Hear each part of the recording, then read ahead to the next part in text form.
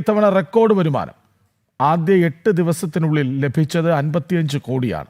കഴിഞ്ഞ വർഷം ഇത് 42 കോടിയായിരുന്നു. അരവണ വിൽപ്പനയിൽ മാത്രം 28 കോടി ലഭിച്ചു. കഴിഞ്ഞ തവണ 15 കോടിയായിരുന്നു വരുമാനം. 15 കോടിയാണ് ഇത്തവണ കാണിക്കയിൽ നിന്നും മാത്രമുള്ള വരുമാനം.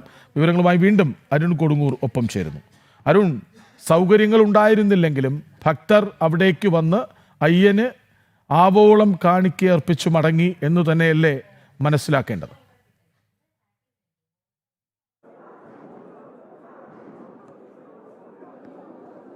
തീർച്ചയായും ഏറ്റവും പ്രധാനപ്പെട്ട ഒരു വാർത്തയാണ് ശബരിമലയിൽ നിന്ന് നമ്മൾ ഇപ്പോൾ പുറത്തുവിടുന്നത്. ശബരിമലയിലെ ആ മണ്ഡലകാലത്തിൻ്റെ ആദ്യ 8 ദിവസം പിന്നിടുമ്പോൾ ആ കണക്ക് നമ്മൾ ഇപ്പോൾ പുറത്തുവിടുകയാണ്. 55 കോടി രൂപയാണ് നിലവിൽ ശബരിമലയിൽ ഇക്കുറി ആദ്യ 8 ദിവസത്തിനുള്ളിൽ വരുമാനമായി ലഭിച്ചിരിക്കുന്നത്. 55 കോടി രൂപയാണ്. ഇത് കഴിഞ്ഞ വർഷം ഇതേ സമയം ആദ്യ 8 ദിവസത്തിൽ 42 കോടി രൂപയായിരുന്നു ഉണ്ടായിരുന്നത്. പതിവ് പോലെ തന്നെ ഏറ്റവും കൂടുതൽ വരുമാനം ലഭിച്ചത് ഈ അരവണ വിൽപ്പനയിലൂടെയാണ്. 28 കോടി രൂപയാണ് അരവണ വിൽപ്പനയിലൂടെ വരുമാനം ലഭിച്ചിരിക്കുന്നത്. അതോടൊപ്പം തന്നെ കഴിഞ്ഞ തവണ 15 കോടി രൂപയായിരുന്നു ഈ അരവണ വിറ്റുവരവിലൂടെ ഈ ദേവസ്വം ബോർഡിന് ലഭിച്ചിരുന്നത്. അതോടൊപ്പം തന്നെ കാണിക്കയിലും വലിയ രീതിയിലുള്ള ഒരു വരുമാന വർധനയുണ്ട്. 15 കോടി രൂപയാണ് കാണിക്കയിൽ നിന്നും വരുമാനം ലഭിച്ചിരിക്കുന്നത്. കഴിഞ്ഞ തവണ അത് 13 കോടി രൂപയായിരുന്നു ഈ കാണിക്ക ഇനത്തിൽ ലഭിച്ചിരുന്നത്. അപ്പത്തിന് 2 കോടി രൂപയാണ് ഈ വരുമാനമായി ലഭിച്ചിരിക്കുന്നത്. എന്തായാലും ഇത്തവണയും റെക്കോർഡ് വരുമാനത്തിലേക്ക് ശബരിമല സന്നിധാനം പോകുകയാണ്. എന്തായാലും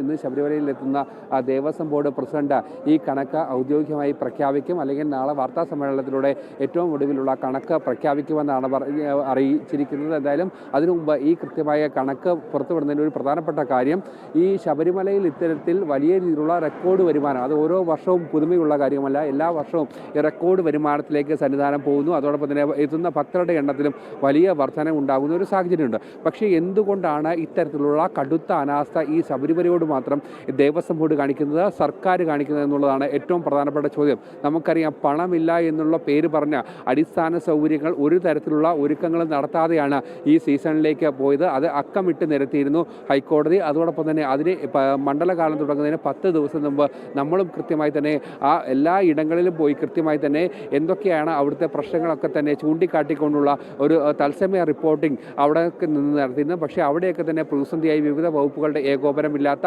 നടപടികളൊക്കെ തന്നെ നമ്മൾ ചൂണ്ടിക്കാട്ടിയതാണ്.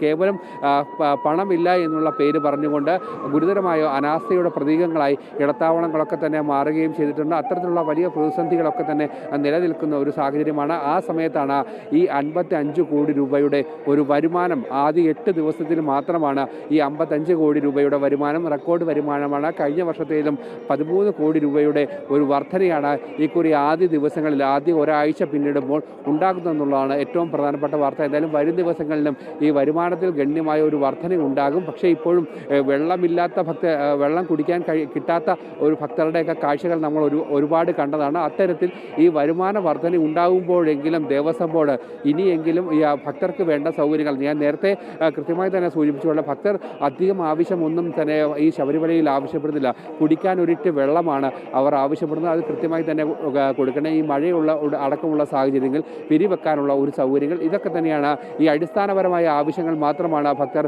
ദേവസ്വം ബോർഡിനോടും സർക്കാരിനോടും ഒക്കെ തന്നെ ആവശ്യപ്പെടുന്നത്. ഇത്ര വലിയ ഒരു തീർത്ഥാടന കേന്ദ്രത്തിലേക്ക് ലക്ഷക്കണക്കിന് തീർത്ഥാടകർ ഒഴുകിയെത്തുന്ന ഈ തീർത്ഥാടന കേന്ദ്രത്തിലേക്ക് എന്തിനാണ് ഇത്രയും ഒരു അനാസ്ഥ എന്നുള്ള ഏറ്റവും പ്രധാനപ്പെട്ട ചോദ്യമാണ് ഈ വരുമാനത്തിൻ്റെ കണക്കുകൾ പുറത്തുവിട്ടുകൊണ്ട് നമുക്ക് ചോദിക്കാനുള്ളത്. കൃഷ്ണരാജ്, സന്നിധാനത്ത് റെക്കോർഡ് വരുമാനമാണ്. 55 കോടിയാണ് ആദ്യ 8 ദിവസത്തിൽ വരുമാനമായി വന്നത്. വിവരങ്ങൾ നൽകുകയായിരുന്നു അരുൺ കൊടുങ്ങൂർ.